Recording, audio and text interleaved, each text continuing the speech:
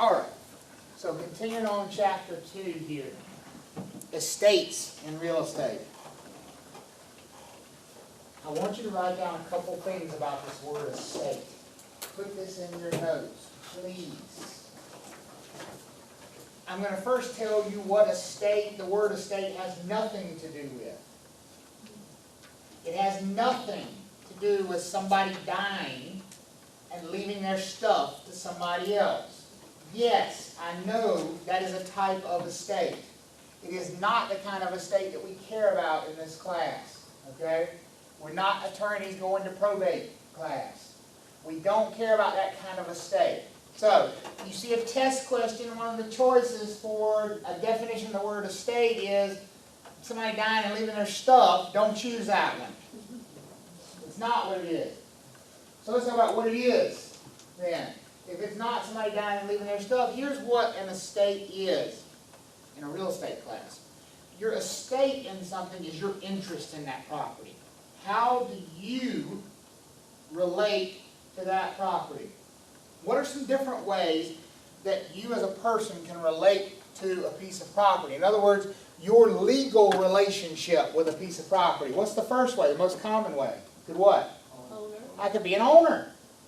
I can have an ownership estate in that property. Isn't that my legal relationship to the property? I own it. What other kind of relationship legally could I have to a piece of property? I could lease that piece of property. I could have a leasehold estate in that property. So when we talk about that word estate, we're talking about our legal relationship to the property. Everybody got that? Because that's one of those ones where they may throw that word into a test question, and if you think it's one thing when it's really something else, it's going to be very hard to answer the question correctly. Okay? So an estate is our nature, our degree of legal interest that we have in the property, how we relate to that real estate legally. All right? The two main categories, and I want you to put this down, and I don't want you to forget it. I want you to write in your notes right now a word. 2 words, actually. Because they're very important. Freehold and non-freehold.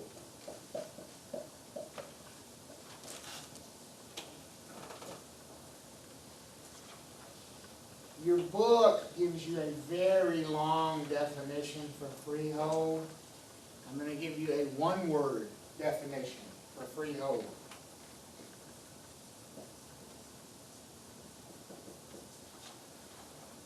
A freehold interest is an ownership interest. If you don't put anything else in your notes tonight, please put that there. Freehold equals ownership. No matter what else comes out of my mouth when I'm talking about somebody on a piece of property, if I start the sentence with they have a freehold ownership, what relationship do they have to the property? They own it. It's theirs. A freehold interest is an ownership.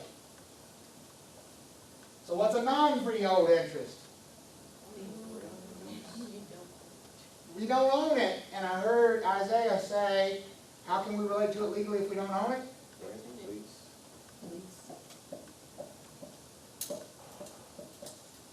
A non-freehold is a leasehold interest.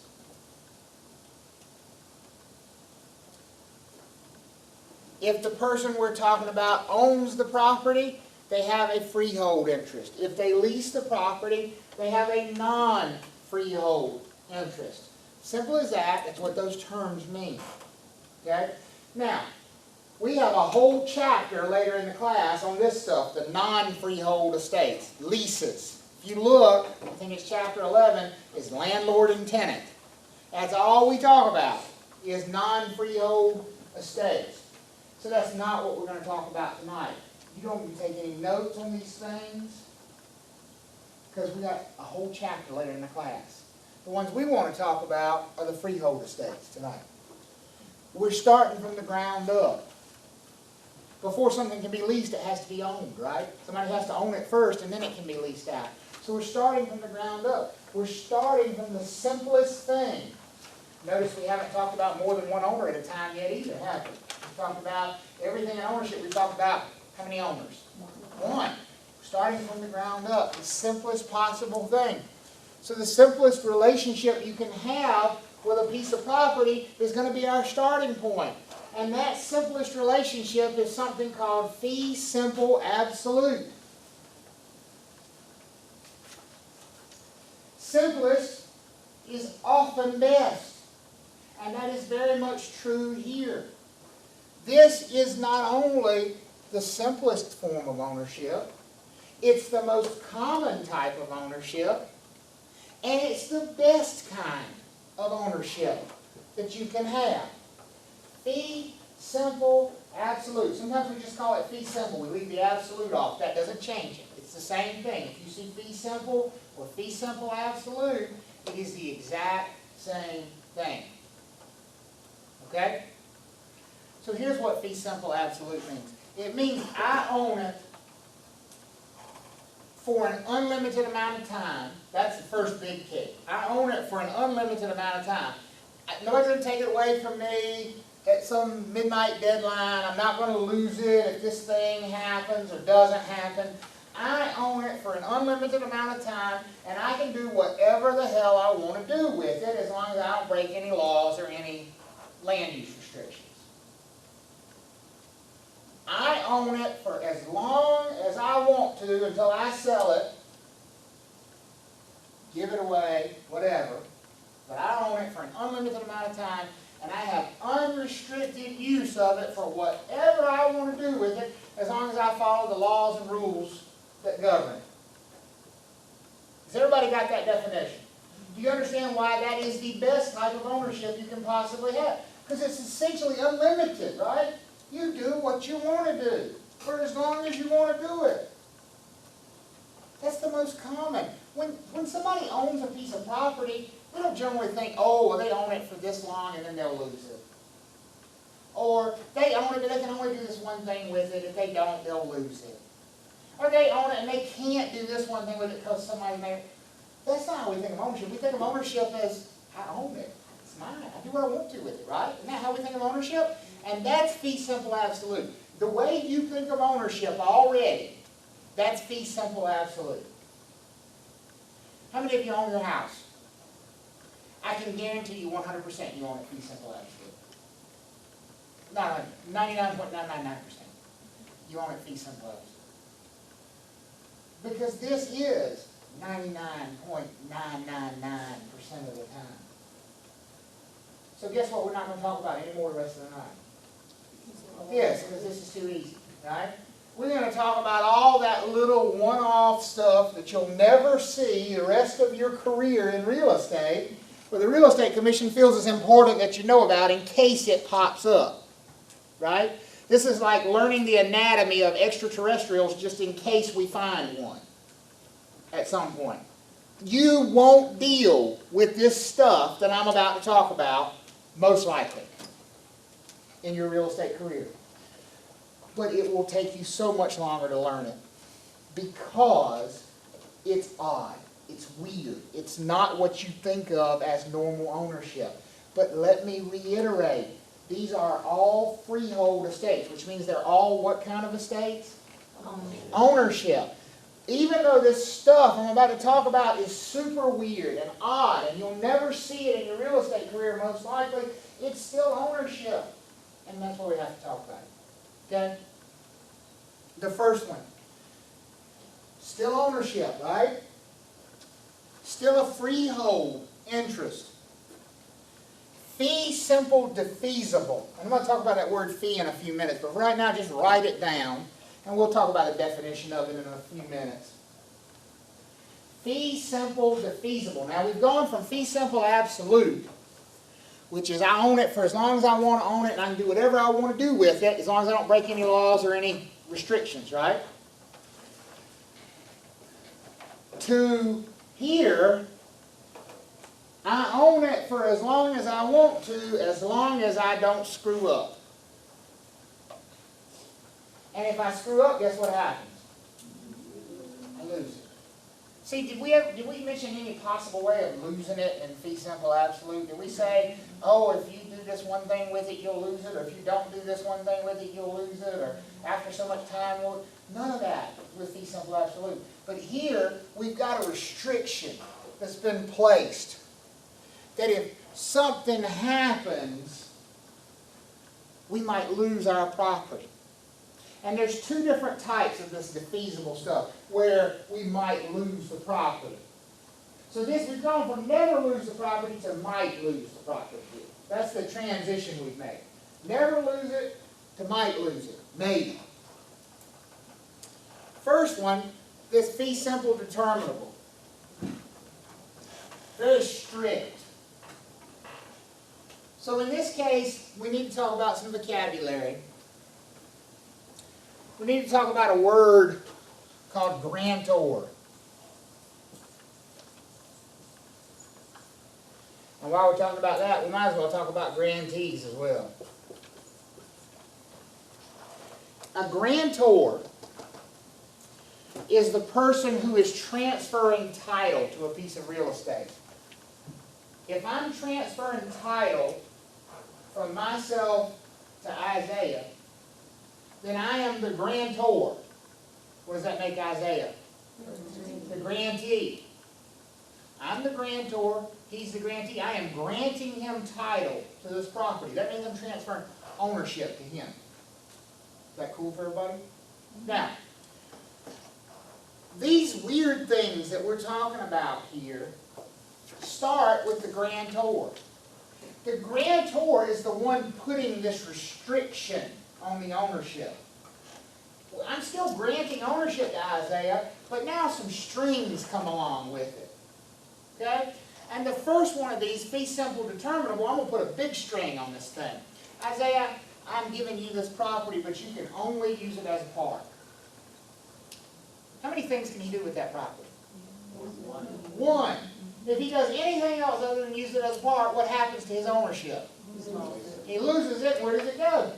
Back to the grantor. It comes back to me. Now, when might that happen? When might a grantor place that kind of restriction on property that they've transferred over to somebody? And what are the ways we could transfer it? We could sell it, right? That's transferring it. We could give it away as a gift, right? We could will it to somebody. Those are all ways we could transfer property. So think hard about a time when a grantor might give or deed or will or sell some property to somebody and say, you can do this one thing with it, and only this one thing. Conservation people. She said a farmer, she said those conservation people, the tree huggers, right? Chained to a tree somewhere. How would they put this restriction on? You can only do what with it? You can only do nothing with it. Leave it. You have to leave it as is, right? How about like with NC State with that Holloman farm or yes. something that those people left? Speaking of NC State, how about people who donate land to like universities? Wouldn't they maybe want to place a restriction that could only be used for university purposes, for a university building, for a dormitory, for a classroom building, such that the university could never sell it and make a profit off of it? Right? If I'm giving it to them, I want to dictate what they can use it for. If I'm donating a piece of land to my church so they can build a fellowship hall, might I not put a restriction on it that says it can only be used as a fellowship hall? Does that make sense? Very rare, but it could happen. So who gets to make that decision? The grantor. Who has to follow that restriction? The grantee. Now here's a word we heard earlier. This becomes an appurtenance. So now, what does that mean? Can Isaiah sell this thing to somebody still? Sure he can. With the restrictions. With that restriction still attached to it, because that thing becomes an appurtenance, which means it's what? Permanent. Runs with the land. It stays there all the time. So he sells it over to Jeanette. What can Jeanette? I gave it to Isaiah. He said he could only use it as a park. He sells it to Jeanette. What can Jeanette do with it? Use it as a park. Yeah, what if Jeanette does something else with it other than uses it as a park? She loses it. Where does it go? Not back to Isaiah. Me. because I'm the one that placed that restriction. And if I happen to be dead, it go to my heirs. Does that make sense for everybody? That's a fee simple determinable ownership estate. Still freehold, it's still ownership, but the grantor has determined this is the one thing you can do with this property. Okay? Now, there's another way you could lose title. Another different one of these is not quite as strict. It's not as nasty.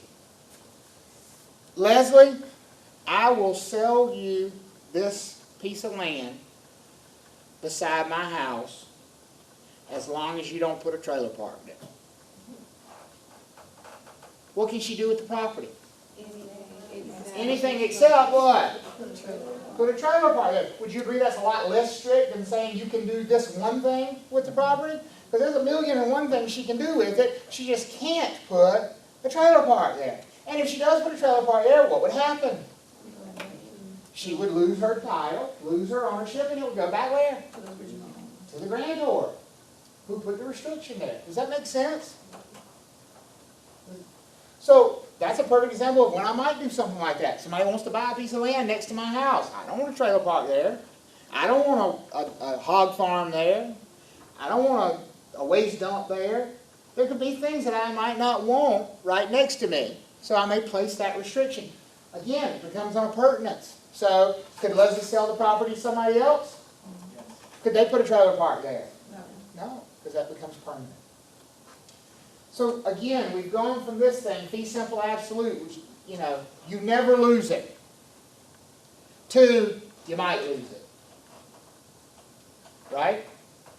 What do you think the next step down the line of progression is? We've gone from you never lose it to you might lose it. We're going to go further. What is next? You will lose it. And that's how I introduce life estates.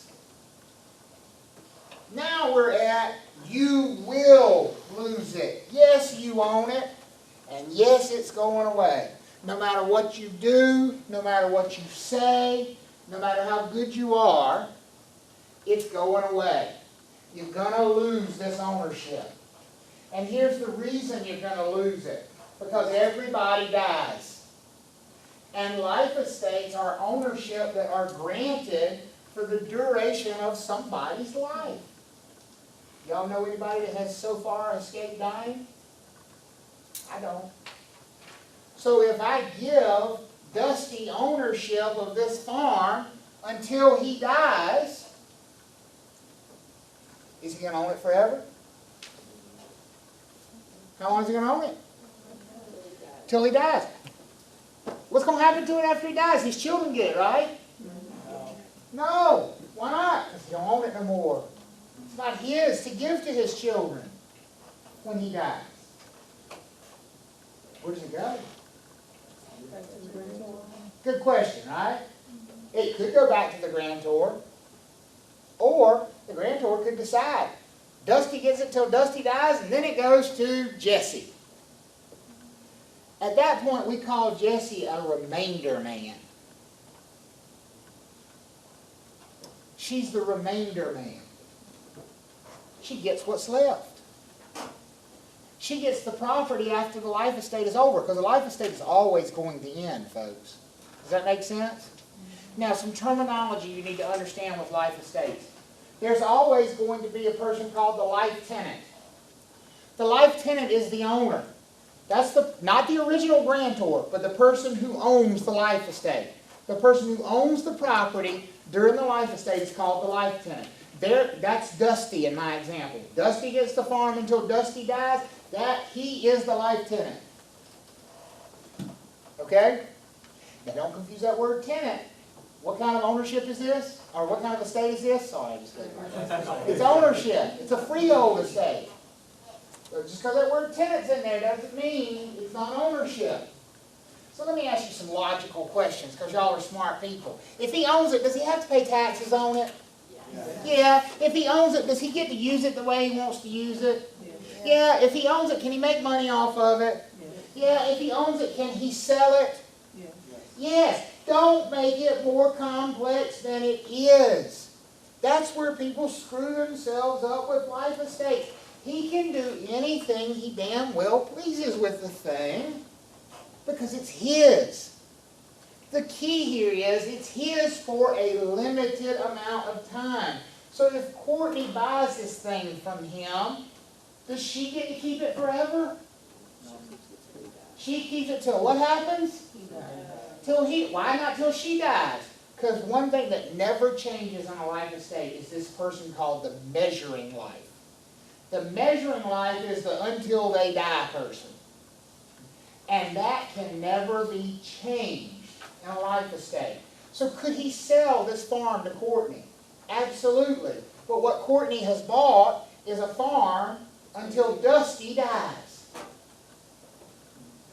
Because as soon as Dusty dies, she doesn't own it anymore. Does that make sense? I don't mean it doesn't make sense why you would do it, but does it make sense what I'm saying to you right here? Okay? Now, you could ask yourself the logical question, would she buy it? I don't know, that's up to her. Now, would she pay the same thing for it she would pay for one that was fee simple absolute? No, not unless she's stupid. Because fee simple absolute, you own it forever, right? In this case, she's buying it for, she said she wouldn't buy it at all. And most buyers, that would be their reaction. Because we don't know how long Dusty's going to live. He could live 5 days, 5 years, 50 years, right? But that's the gamble we would be taking with it. But just because it would be hard to find a buyer doesn't mean he can't legally sell it. Okay? Everybody with me on that? Yes, he can sell it. So in my example, Dusty is the life tenant. Who's the measuring life? Dusty owns it till Dusty dies. Dusty's also the measuring life. And that, folks, is what we call a conventional life estate. When the measuring life and the life tenant are the same person. When they are the same person, that's a conventional life estate. Dusty owns it until Dusty dies. Now, I said Dusty could sell this thing, right? And I said he sold it to Courtney. She said she wasn't buying it, but I'm saying she is. He sold it to Courtney. Now tell me what's going on with it. Courtney owns it till what happens? Dusty dies. Till Dusty dies. Now are the life tenant, who's the life tenant now? Courtney. She owns it. She's the life tenant, right? Who's the measuring life? Dusty. So are they the same person now? That's this thing. A life estate per ultra V, and that translates to for the life of another. And it can be originally granted that way, or it can be converted to that because somebody sold the thing. All it means is that at this point, the measuring life and the life tenant are two different people. Somebody owns the thing, Courtney, until somebody else, Dusty, dies. That's a life estate per ultra V.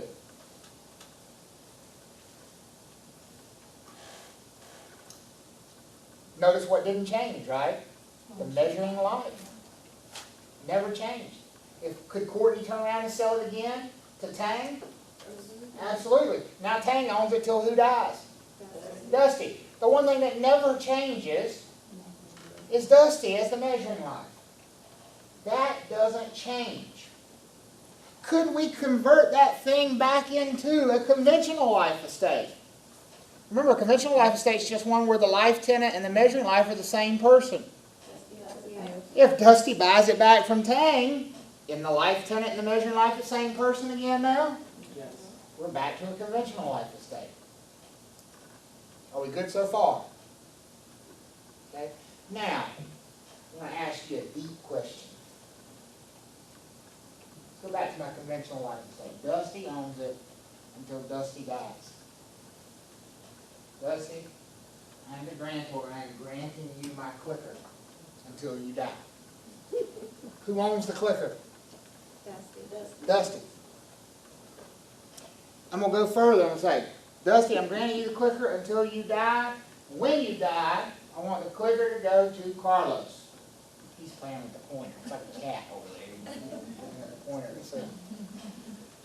Dusty owns it till Dusty dies, and at that point in time, I want it to go to Carlos. So, who's the life tenant? Dusty is. I'll give it to him yet. You're right. Dusty's the life tenant. Who is the measuring life? Dusty is. What is Carlos? He's the remainder man, right?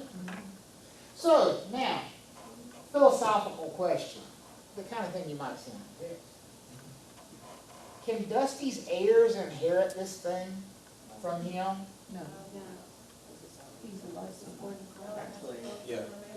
So I got some yeses, I got some no's. All right, so let's play this thing out. Dusty dies. He's gone. What happens to the thing as soon as he takes his last breath? What about Dusty's heirs? SOL, right?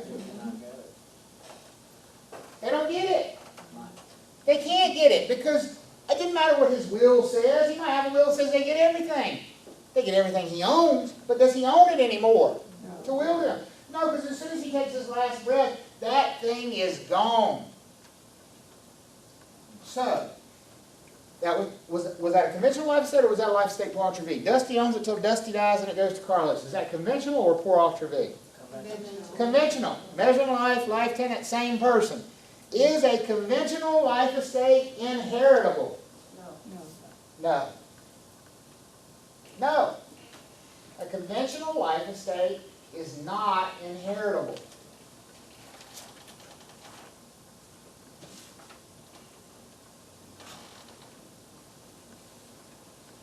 And I'm a life estate.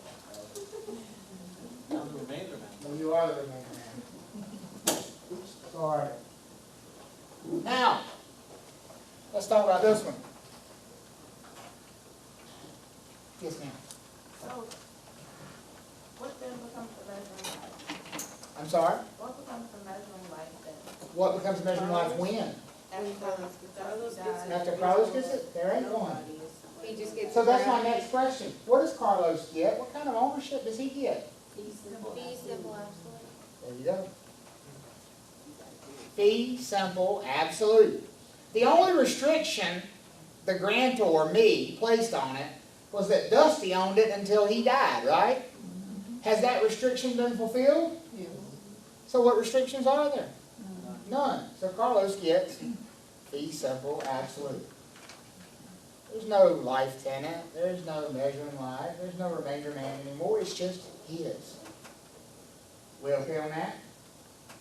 So let's talk about, let's continue the inheritability discussion. Life estate pour ultra V. Megan, you own this until Jeff dies,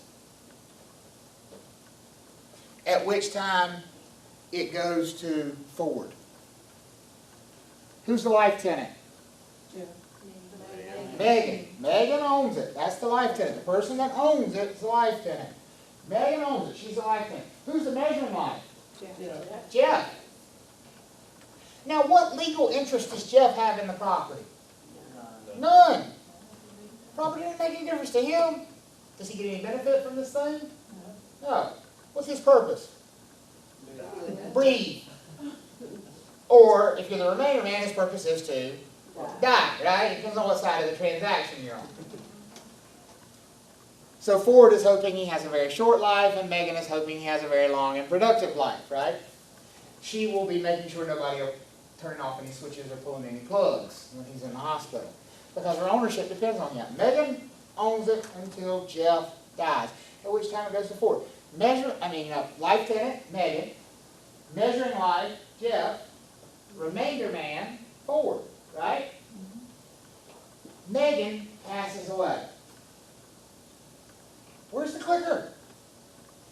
It can go to her heirs and. It's in her hand, right? Did I take it from her when she died? Did the life estate say anything about her losing it when she died? The life estate says she gets it till what happens? Till Jeff dies. Where's the clicker still? She's dead, but where is it? With her. Where does her stuff go after she's dead? To her heirs. So is a life estate pour ultra V inheritable? Yes. Yes. Her heirs would get the clicker. Until what happens? Because the one thing that never changes is what? The measuring life. Don't make it more complex than that. That's really all it is. I swear. Megan owns the thing. Can she sell it? Yes. Yeah. Can she rent it out? Yes. Can she make money off of it? Does she have to pay taxes on it? Does she have to maintain it? Yes. Yes. Yes. All those things, yes. There's only one thing a life tenant cannot do with that property. And that's what we call waste it. They can't intentionally harm the value of the property because somebody else has a legal interest in that property. That remainder man has a legal interest in the property. In other words, Jeff would be mighty mad if she went in and she just strip cut all the timber and didn't replant any of it, right? Because that would lower the value of the property. Ford would be. I'm Ford, I'm sorry. What did I say? Jeff doesn't care. He's the measure not. Sorry. Ford would be very upset. Does that make sense? Those are life estates. So which one's inheritable? Belongs to me. Which one's not inheritable? Conventional. Now, I told you we were going to come back to this word fee. Fee. Fee. Fee means inheritable. That's what it means. Just like freehold means ownership, fee means inheritable. So just like you put that in your notes, put fee equals inheritable. If it's an inheritable estate, it's a fee estate. Here's how I remember that. An inheritance tax is like a fee, right? If somebody dies, you have to pay inheritance taxes, you have to pay a fee, so therefore fee estates are inheritable estates. That's my trick. Whether it helps you, I don't know. But you better figure out a way. Because fee means inheritable. So if it's non-fee, it's what? Non-inheritable. So which one of the life estates is a fee estate? Orchard is a fee estate because it's inheritable, and a conventional life estate is a non-fee estate. I think you might be getting me. Maybe. Okay? Those are the types of ownership that are less than fee simple. Remember, fee simple is what we're going to be at 99.9% of the time. It's unrestricted in length. It's unrestricted in action. Fee simple defeasible is restricted in action but not length, right? Fee simple defeasible, which is the determinable and the subject to a condition, those are the ones where you keep it forever as long as you do this thing they told you must do or don't do that one thing they told you shouldn't do, right? So that's an action restriction. Whereas a life estate is what kind of restriction? Action or time? It's a time restriction. Fee simple absolute has none of those restrictions. Okay? Now, at the end of a life estate, we either need a remainder or we have a reversionary interest. We've talked about remainder. Remainder is where the thing goes after the life estate is over. Who sets the remainder man? The grantor. What if I don't bother? What if I don't say what happens to it when the life estate's over? Megan owns it till Jeff dies and I just stop there. Lazy. Goes back to you. It goes back to me. That's called a reversionary interest. Whereas if I name where it's going, that's a remainder interest. If I don't, then it comes back to me, and that's called a reversionary interest. It reverts back to me. What if I'm dead? Your heirs. It goes to my heirs.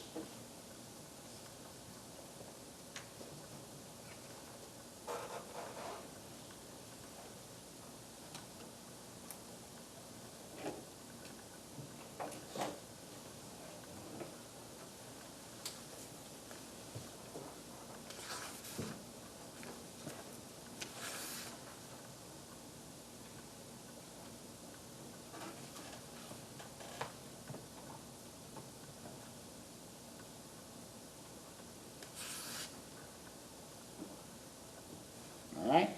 Turn to page 32 in your textbook. Please. Earlier I mentioned that we have not talked about ownership by more than one person at a time. What do you think it's time to talk about? That thing, right? Ownership by more than one person at a time. It's time to muddy the waters a little bit. Make it a little more complex than one person owning this thing. Because it's pretty common for more than one person to own property together at the same time. Wouldn't you agree? Yeah. So the thing we've been talking about so far is called ownership in severalty, which is a nice confusing word for you. How many owners would it sound like there would be if you talk about ownership in severalty? Three. Several, right? How many do you think there are? One. Ownership in severalty means there is one owner who owns 100% of the thing. That's what we've been talking about all this time so far. Everything has been ownership in severalty. Ownership by more than one person or entity at a time is called concurrent ownership.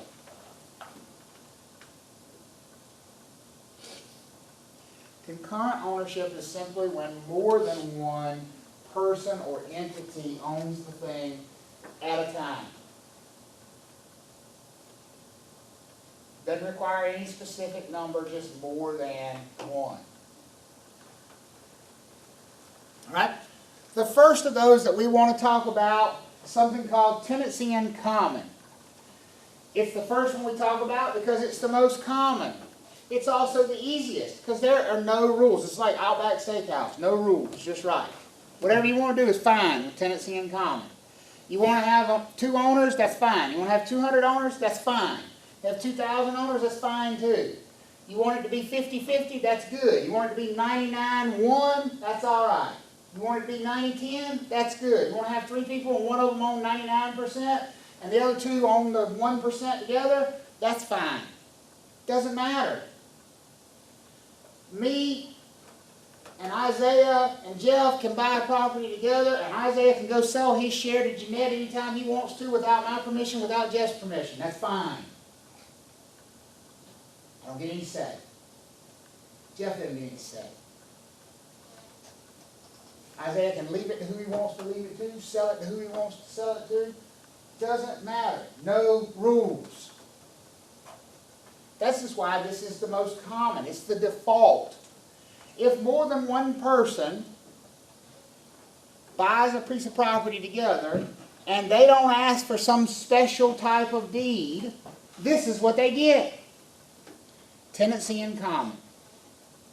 Now, it's great that there's not a bunch of rules here because you can pretty much do what you want to do. Now, one thing to understand, this first rule is present in every concurrent ownership. Undivided unity of possession. I call that being way too complex. Here's what undivided unity of possession looks like. I own 90% of the property, and Jessie owns 10% of the property. How much does she get to use? Is there a line on the floor and she has to stay in her 10%? Does she only get to come for 10% of the year and use the property? Or can she use the whole thing anytime she wants to? She can use the whole thing anytime she wants to because she's an owner. Doesn't matter if she only owns 10% and I own 90%. She has the right to possess the entire thing all the time, just like I do. That's always true in every form of concurrent ownership. Yes, Carlos?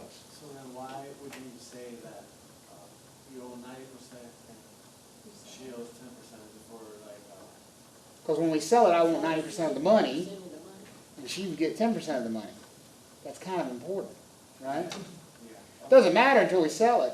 Presumably, when we own it, it would actually be a bad thing because I'd have to pay 90% of the taxes, and she'd have to pay 10% of the taxes, and I'd have to pay 90% of the expenses, and she'd have to pay 10% if we're going to really follow that split ownership model, right? But when we sell, I'm going to get 90% of the proceeds. That's where it would be important. All right? So we both can possess the thing all the time. We don't have to have equal ownership interest. Each owner can sell their own interest. But here's this thing down here at the bottom, this word. Survivorship. What does it say about survivorship right here? Not possible. So let's talk about what survivorship is. How many of you are married? How many of you are married and own a house? Okay? Megan, if your husband were to pass away tomorrow, what would happen to his half of the house? It comes to me. How do you know that? You seen his will? On the beneficiary or survivor? Have you seen his will? You don't need to see his will. She knows that because she's married to him, right?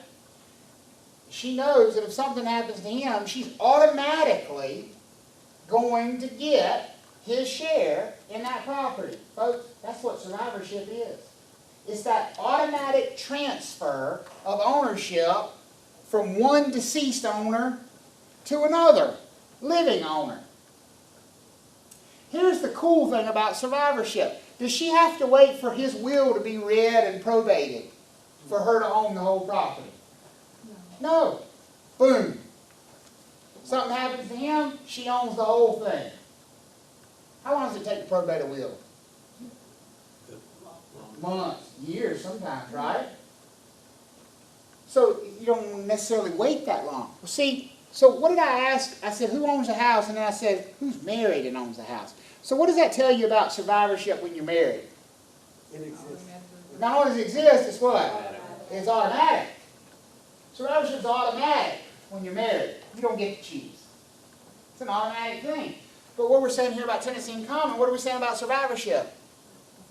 Not possible. You can't do it. You can't own property as tenants in common and have this survivorship thing exist. Now, could I purchase a house with Diane and have, as tenants in common, and have my will say that my share goes to her? Yes. Absolutely. Does she get it as soon as I die? No. What has to happen? It has to go to probate. What if I have a whole bunch of debts?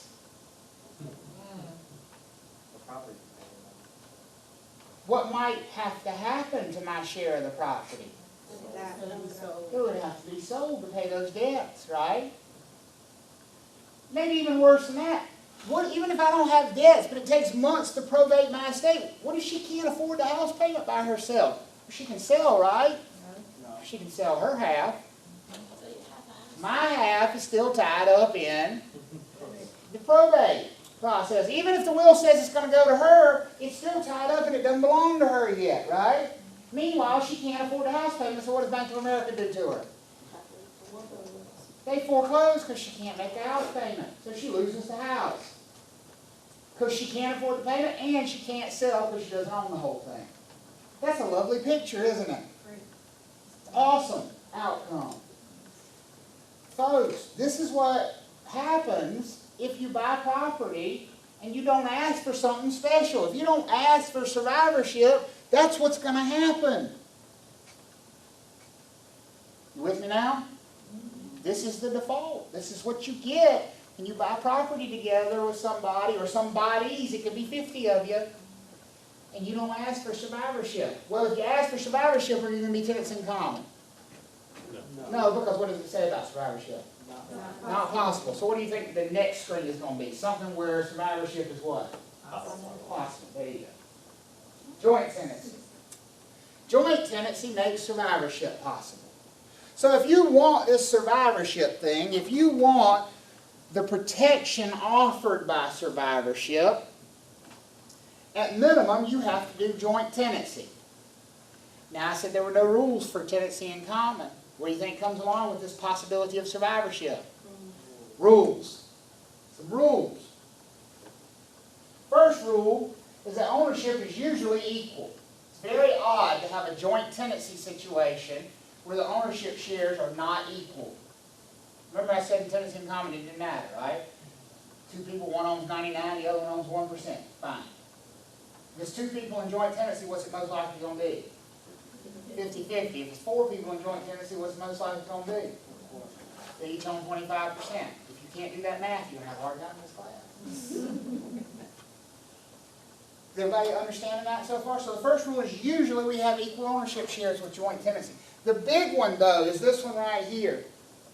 All joint tenants must do what at the same time? Must purchase at the same time.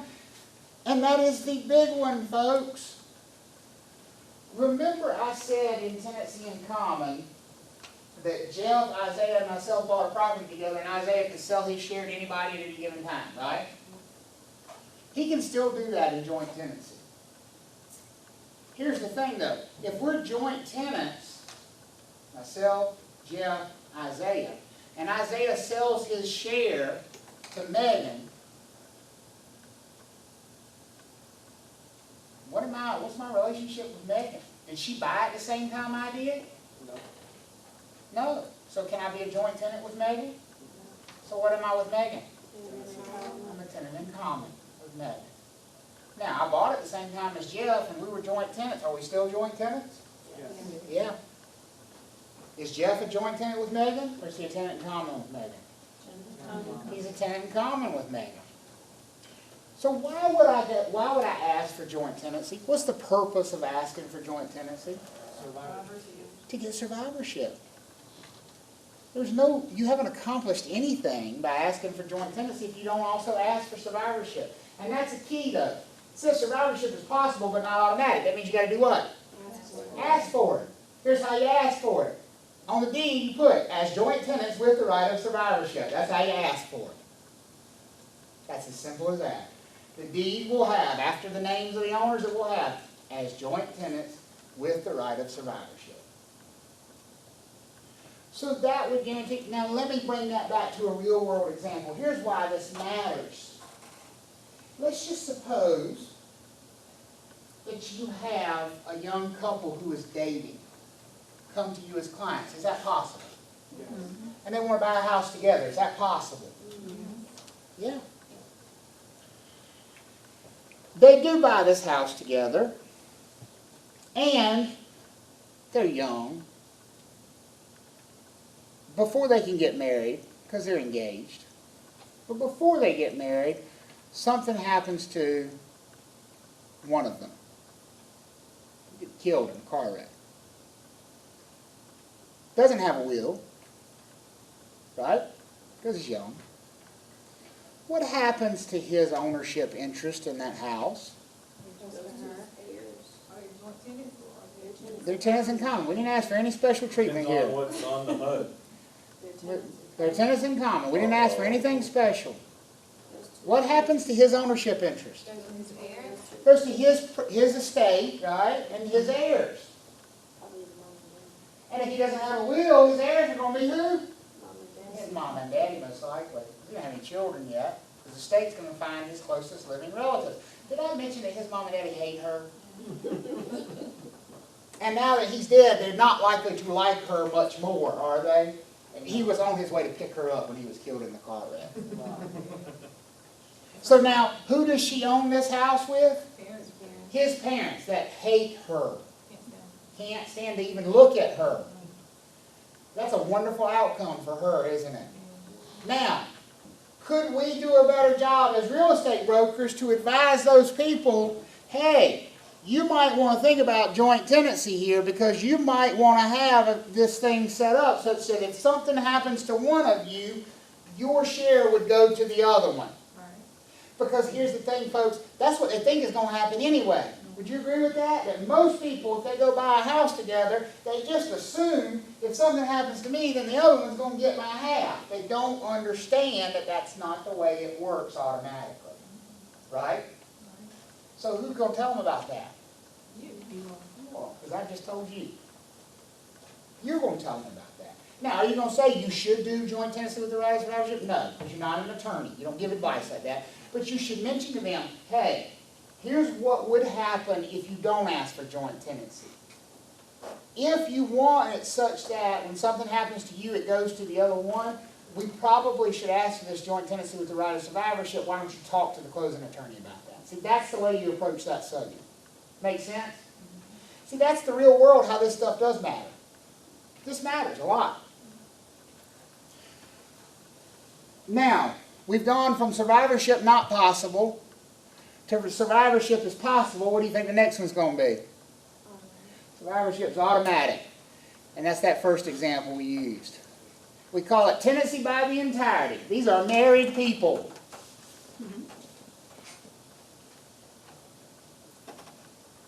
These are two people that are legally married in the state of North Carolina. They must be married when they take title to the property. And I want you to listen to me say that again.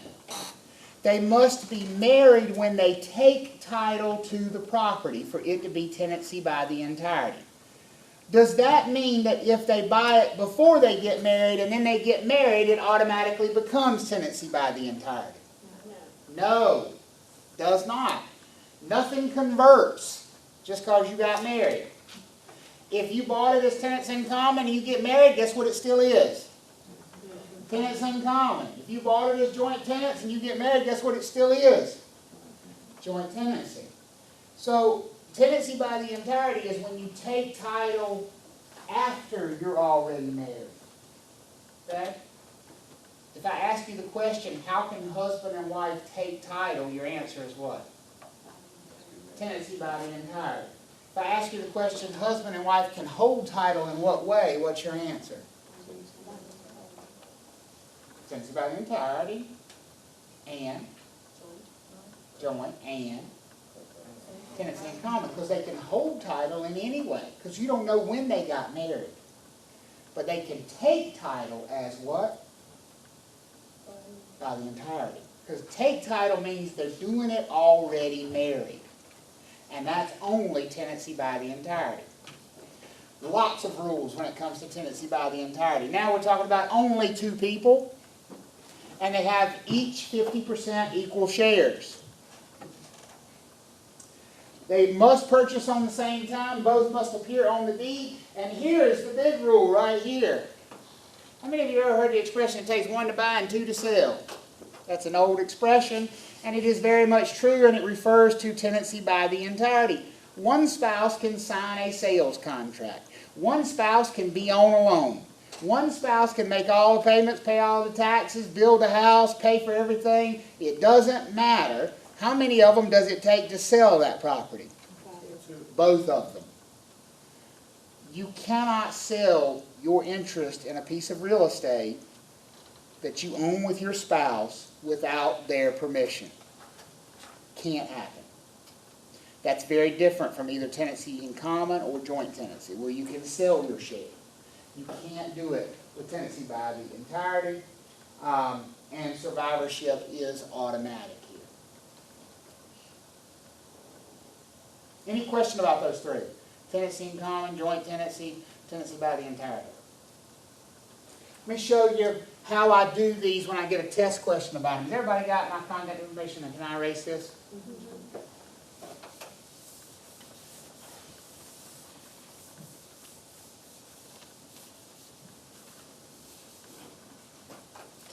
When I get a test question about these things, they're going to give you a fact situation. It's usually going to be a couple paragraphs long, and then I can tell you all this detail about who bought what and when and how they did it. I usually draw a little pie chart, because pie charts always represent 100% of anything, right?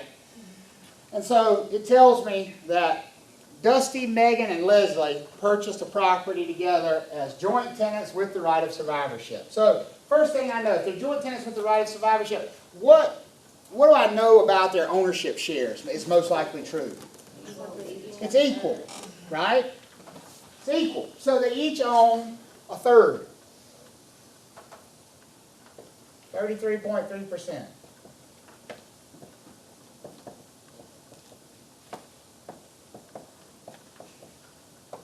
Dusty, who else did I say? Megan?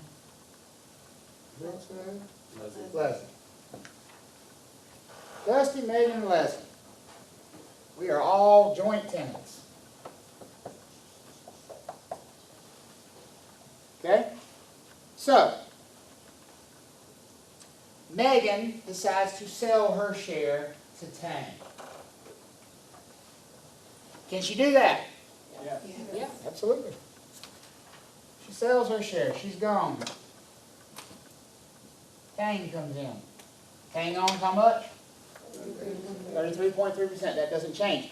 Is this still joint tenancy right here? Tang and Leslie? No. It's tenancy in common. How about Tang and Dusty? Calm down. How about this relationship between Leslie and Dusty? Still joint tenancy with the right of survivorship, right? Now, Leslie passes away. What's going to happen to her share? It all goes to Dusty. It goes to where? Dusty. Why doesn't Tang get any of it? Because he's a tenant in common, and therefore he cannot participate in what? Survivorship. So now Dusty owns how much of this property? 66.7.6% as a tenant in common with Tang. Does that make sense? That's how you're going to have to work through those kind of test questions to determine, you know, what relationships you have. And that little pie chart works every time. You got to learn in this class. I give you a lot of little tricks, draw things. They seem silly. Do them. Trust me. They help. Visual clues help a lot with these things. Okay? Has anybody got questions about these three things? Survivorship's the most important lesson here. Honestly, that's the big difference between these three. We go from can't have survivorship to survivorship is possible to survivorship is automatic. That's what really changes in these three things. Which one is the most common? Tenants in common. That's the most common. Because that's the one you get if you don't ask for something special. Yes, ma'am. So back to the original example, if something would have happened between the joint and the tenants in common, what would happen to the share? So you got two joints and the tenancy in common. Let me back up.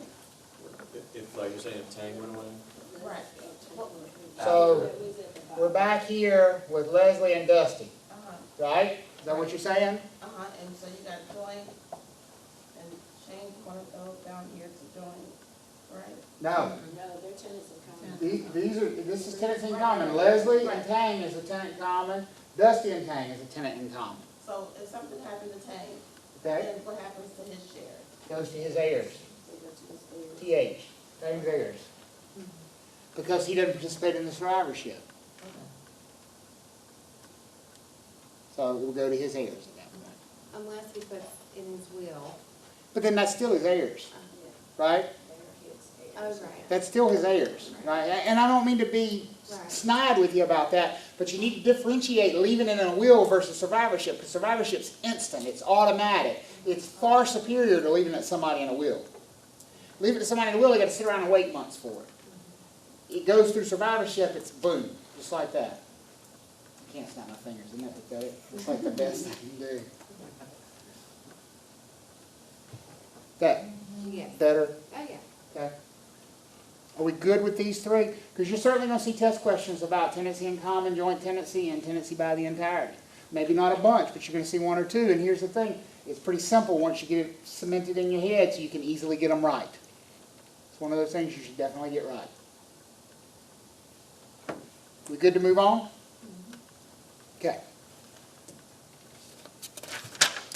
On page 35, I'm sorry, not on page 35, 36, we talk about some common interest ownership. Common interest ownership. That means when we have essentially more than one property within the same development, and they relate to one another. So the owners relate to one another. First example are condos. Condos are interesting because the first thing I told you tonight was what we're really selling is land, right? That's what our job is, to sell land. And we just happen to sell all the other stuff that's attached to land. Guess what you're not selling when you sell a condo? Land. Because guess what doesn't come with condos? Land. Condos are airspace. Doesn't that make you feel better about buying one? You are buying airspace. You're not buying the structure. You don't own the structure. You don't own the walls. You don't own the floors. You don't own the ceiling. You own the air between the sheetrock and the floor and ceiling. That's what you bought. Airspace. But here's the thing though, doesn't somebody have to own the land? Doesn't somebody have to own the building and the structure and the parking lot and the swimming pool and the fitness center and all that stuff? Somebody's got to own it, right? Who owns it? The association. The homeowners association owns all that stuff. But let's talk about what a homeowners association is. Who is the homeowners association? The owners as a group, right? So would it be fair to say that when you're buying a condo, you're really buying two things? You're buying the airspace of your unit plus your share of all that other stuff. Because you're buying into the HOA, right? If you purchase a condo, aren't you going to become a member of the HOA? And we said the HOA owns all that stuff. So when I buy a condo, I'm buying the airspace in my unit, plus I'm buying my share of what the HOA owns, which is all the other stuff. We call that other stuff the common elements. Which does include some sort of land, right? Sure, it includes all the land for the condo. So the difference here is, rather than me buying a piece of land that my unit sits on, I own a portion of all the land that the whole development sits on. And I own a share of all the buildings that make up the development. And I own a share of all the parking lots. And I own a share of the pool. That makes sense? So I'm buying two things. I'm buying the airspace in my unit plus my share of all that common element stuff. Well, we just mentioned to you a way in which I can own something together with a bunch of other people, and I didn't buy at the same time they did, and I don't have to sell when they sell. They can sell their share whenever they want to. I can sell my share whenever I want to. We didn't have to buy at the same time. I'll help you out. Tenancy in common for the common elements. When I buy a condo, that share of stuff that the HOA owns, I'm buying into that as a tenant in common with all the other owners. So let's say this room, we're all the HOA. There are 15 units in this complex. Every one of us owns 1/15 of all that stuff, right? And we're all what with each other? Tenants in common. Now, am I a tenant in common with Carlos for my unit? The airspace in my unit? No, I own that in severalty, right? That's mine. But am I a tenant in common with Carlos for the pool? Am I a tenant in common with Ford for the parking lot? I'm a tenant in common with all of you for all of that stuff, right? So, condos are kind of interesting because we've got this dual purchase going on. We're buying our unit, plus we're buying our share of the common elements. Now, may I ask you a real simple question, because you're smart people. Do I have to pay taxes on stuff I own? Yes. So do I pay taxes on my unit, on the airspace in my unit? Yes. Do I pay taxes on my share of the common elements that the HOA owns? Yes. How do people tell me all the time, I only get one tax bill. That's not true. How do you pay your share of the taxes on all the common elements? Your HOA dues. Part of your dues are going to be property taxes on all that stuff. Let me ask you another really difficult question. Do you have to maintain stuff you own? So do you have to maintain your unit? Yeah. Do you have to maintain your share of the common elements? How are you going to pay for that? Through your HOA dues. That's what those dues are for. That's why they're so high. You ever wonder why condo dues are so high? Because the condo association owns all that stuff, which means they got to maintain all that stuff. If the roof starts leaking, who pays for that? Everybody. The condo association, right? Which means everybody collectively as a group has to be paying enough into the dues to cover all that. Does that make sense? So you're going to be a tenant in common with all the other owners in that development for those common elements, but you're going to own your unit separately from that. Now, there are rules for condos in North Carolina. This is one of those star-it moments. When you take the state license exam, there are two sections, a national section which has 100 questions and a North Carolina specific section which has 40 questions. You got to pass both. So which is it more important to drill down on? The stuff that counts for 1% of the exam or the stuff that counts for 2.5% of the exam per question? 2.5, and that would be the North Carolina specific section, right? Each one of those questions is 2.5% of passing. So when you see something in your textbook that's got this little gray box out to the left of it that says in North Carolina, do you think you might want to pay particular attention to that stuff? This is one of those things. The North Carolina Condominium Act in 1986. It governs new construction condos. Put that in your notes, write it in your book, underline it, circle it, star it, because they're going to trip you up on it. What kind of condos did I say it governs? New construction. Does that include resales? No. It simply doesn't apply to resale condos. It only applies to new construction condominiums that were built since what year, by coincidence? 1986. Yes. So, it only impacts new construction condos. And what it does is sets up a set of guidelines that if you're going to sell a condo in North Carolina, you have to follow these rules. Remember, the goal of the Real Estate Commission is to protect the public. Who do they protect the public from? Us. The licensees, the crazy people who get paid to do this, who are supposed to be the experts but are taking advantage of people. That's who they protect the public from, is us. They regulate us. And so, lots of consumers did not understand what they were buying when they bought condos. So that's why condos get special rules, particularly new construction condos. Because lots of times when you're buying a new construction condo, the thing may not even exist yet. You may be writing a contract on something that's not even there. So the first thing the Real Estate Commission says, and the state legislature says about condos is, before you can even offer one for sale, you've got to file a plat map, and a plat map is just a subdivision map that you file with the county courthouse.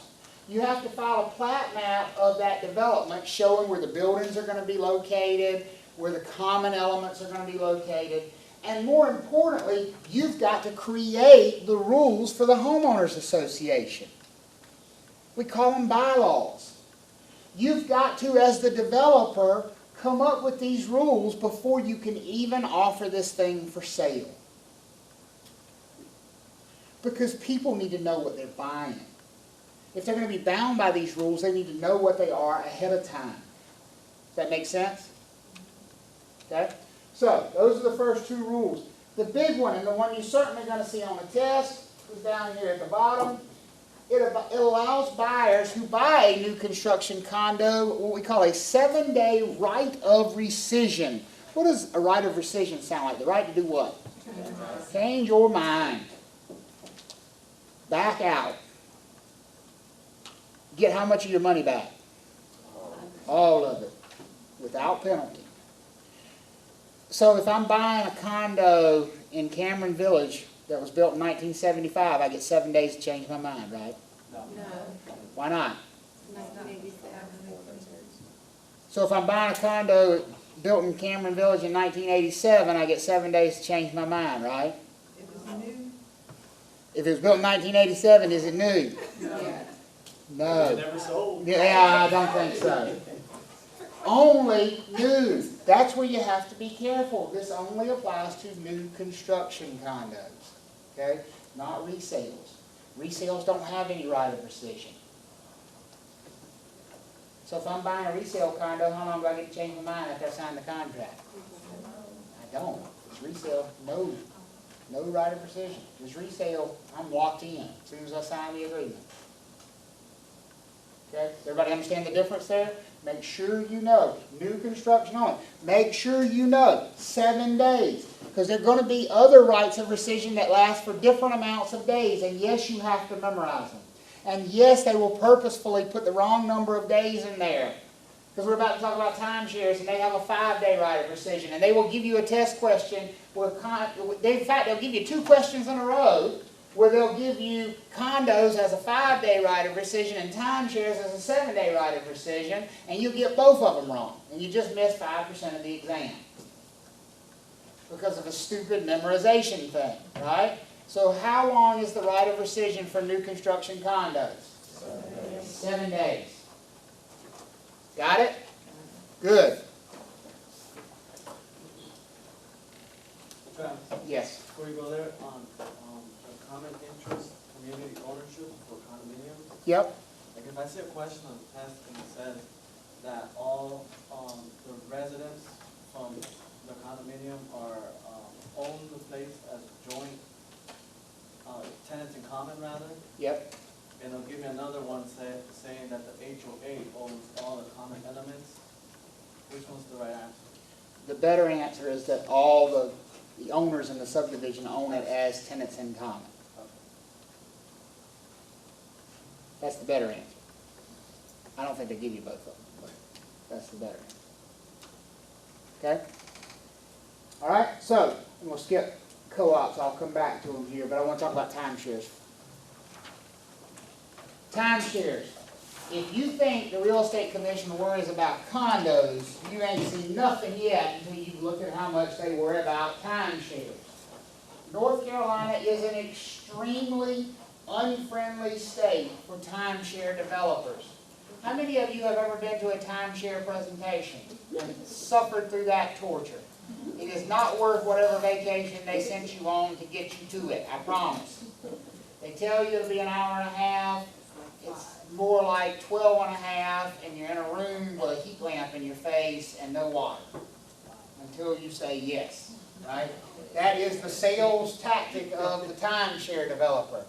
They lock you in there until you say yes, until you, oh yeah, you can leave at any time, but they won't give you the certificate that you need to get your room comped or whatever it is. So, that happens in states that have loose timeshare rules. South Carolina has very loose. Do they have any rules in South Carolina? Is there any laws down there? I think you got to be at least 11 to get married, right? There is that one. Nevada has very loose timeshare rules. It doesn't matter where the facility is located. There are lots of timeshare developments in North Carolina. I can buy a week in Atlantic Beach at a timeshare development.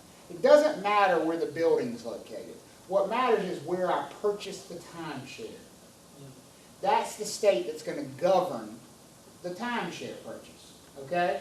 So, we don't care about there being timeshare developments in North Carolina. We care about timeshares that are sold within the state of North Carolina. So here are the rules for timeshare sales in North Carolina. Number one, and this sets North Carolina apart, we're one of only 5 states that has this requirement, you must have a real estate license to sell timeshares in the state of North Carolina. In the other 45 states, you do not have to have a real estate sales license because they don't consider it a real estate transaction. So North Carolina, in order to sell a timeshare, you need a license. That's a big requirement right there out of the gate. You know who most of the timeshare salespeople are if you go to Myrtle Beach or Las Vegas? They're people who already own timeshares in that building who can't afford them and are trying to make enough money to pay for their own timeshare by selling you one. That's who they are. They're spending their 1 week a year at the place trying to sell you timeshare so they can pay for the timeshare. Now you explain to me how that's a great vacation. In North Carolina, you have to be licensed in order to sell timeshares. That's the first requirement. The second requirement says that we have a, I'm going to fast forward, I don't have it on the screen.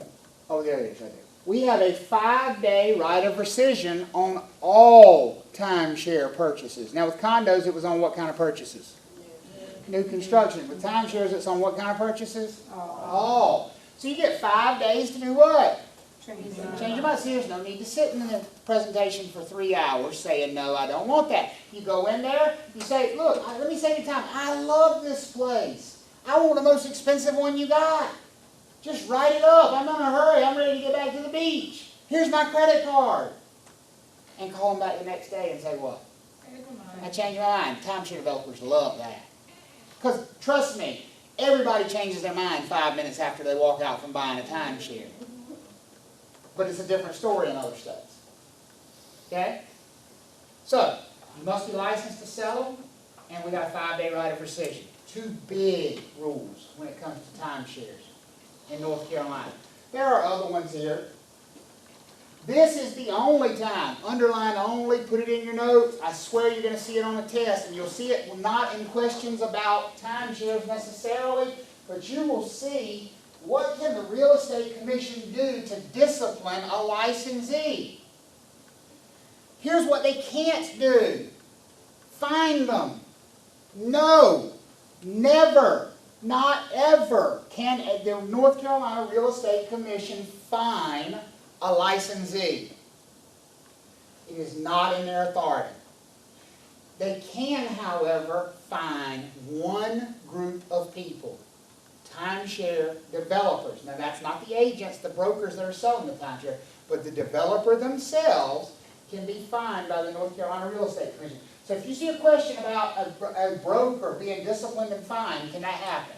No. No. If you see a question about a timeshare developer being fined, can that happen?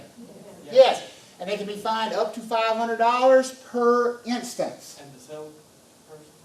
Salesperson can be disciplined but not fined.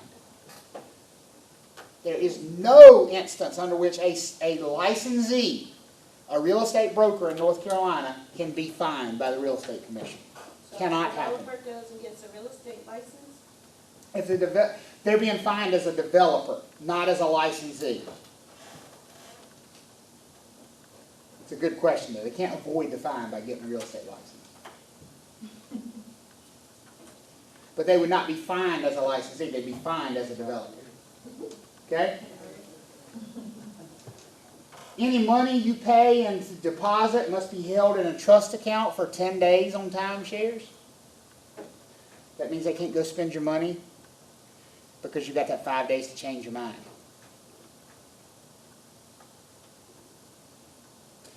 This first one, I've left it to last because it's probably the most important one up here, is knowing the definition of a timeshare. In my experience with the test, this is what they will try to trip you up on the most, is simply knowing the definition of what qualifies as a timeshare in North Carolina. In North Carolina, a timeshare is defined as 5 or more time periods spread out over 5 or more years.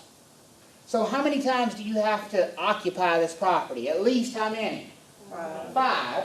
Over at least how many years?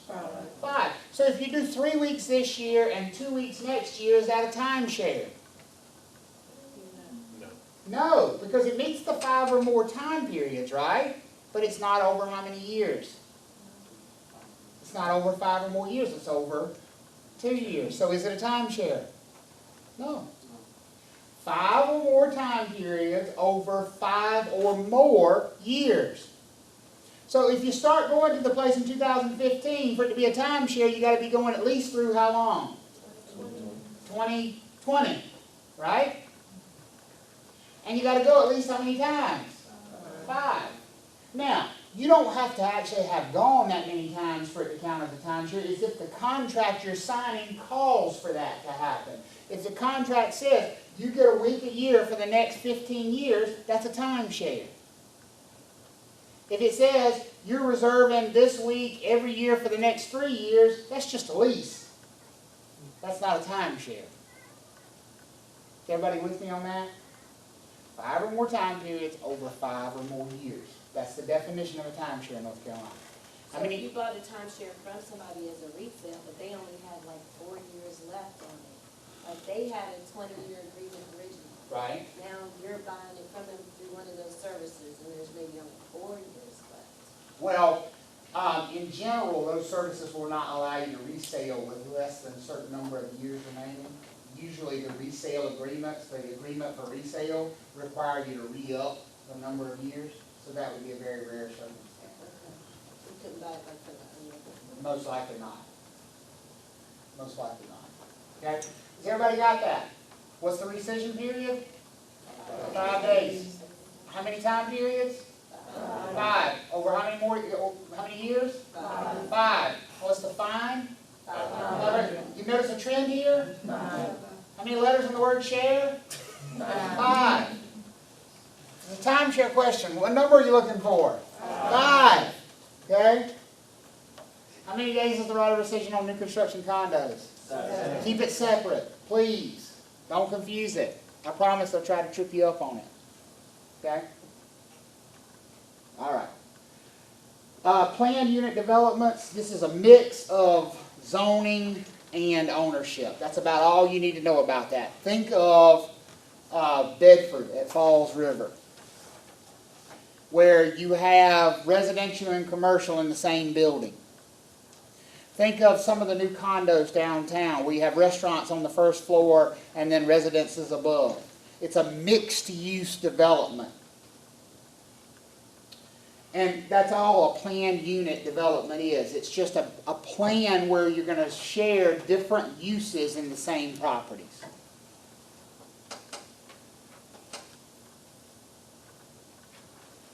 All right. Back up here to co-ops. I'm not going to spend time explaining co-ops. You know why? You never see one. You live in North Carolina, they are so rare in North Carolina, they're like unicorns. Okay? But they're very common in other states, which means you might see it on the national part of the license exam. So here's what you look for to recognize something as a co-op. If you see this phrase, purchasing stock in a corporation, or getting a proprietary lease, that's a co-op. So here's what a co-op is. I said I wasn't going to explain it, but now I feel like I have to. A co-op is simply, instead of you buying a unit like you do with a condo, you buy stock in a corporation. That corporation owns one thing, the building. And so in exchange for you buying stock, you get to live or occupy a unit. And that's that proprietary lease. So you buy a certain amount of stock, you get a lease. That's a co-op. Who pays tax? Who owns it? The corporation owns it, so they pay taxes. Now, I'm assuming you're going to be paying some dues, and that's what's going to be used to pay it. Is that like if a big corporation came in, like Google, bought a bunch of apartment complexes for their employees? Could be, but so you're thinking, it's not going to be a corporation like that. So like, think of it like this, an apartment building, you're right on apartment buildings. Right? You hear about people in big cities, especially in the Northeast, saying they're buying an apartment. Like the Dakota is an apartment building in New York City, right? The Dakota is a corporation, Dakota LLC. That corporation sells stock. If you buy enough shares of stock, you get to live in one of those apartments in that building.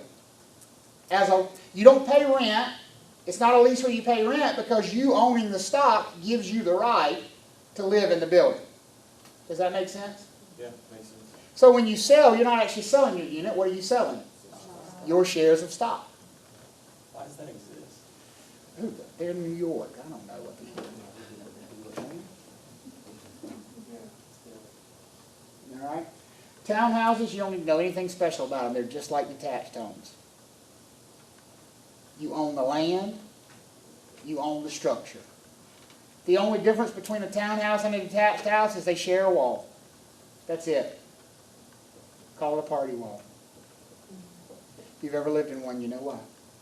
So, okay, so the townhouse, you don't share common elements with anybody? That is correct. There are no common elements. Because you actually own the land your property's built on. Whereas in a condo, you don't. Who owns the front yard of a townhouse, the land in front of the townhouse? The homeowner. Not the HOA, the homeowner. Who owns the land behind the townhouse? The homeowner. Who owns the structure? The homeowner. It's just like a detached home. You may or may not have HOA fees, and that's going to be optional depending on how the HOA is set up. Whereas in a condo, that's not optional. Because a condo, they have to maintain the structure. They have to pay taxes on all the land and all the structure. So it's required. With townhouses, you may be all on your own for maintenance. Now, most of them are not set up that way. And they're not set up that way because you're always going to have that one person who wouldn't cut their grass, who wouldn't fix the outside of their house. And it's kind of bad when your house is literally connected to somebody who won't paint it, won't do, those sorts of things. So most townhouses are set up such that the HOA does maintenance on the exterior of them, but it doesn't have to be that way.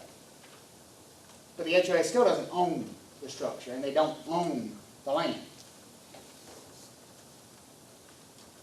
That's it for chapter 2. I do believe it's time for y'all to go home. Some of you to go to work. Look at that, 9:58. That's pretty good time. Tomorrow we will cover chapters 3 and 4. Have a good night. I will see you all tomorrow evening.